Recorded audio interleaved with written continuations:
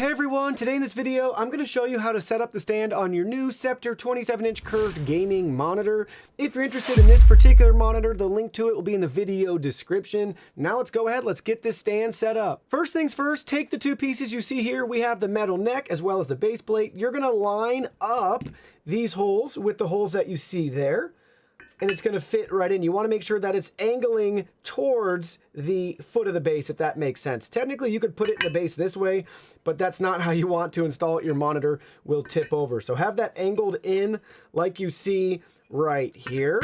And the next thing we need to do now is we're going to use screws to attach both these pieces together. You'll have this screw bag here that says base screw with 3 of those screws. We're going to flip this over and we're going to add all 3 of those screws right there at the bottom with a Phillips head screwdriver. 3 screws are installed. You'll see that the base is now firmly attached to the neck. And on the back of the monitor, we now need to attach the neck where you see right there.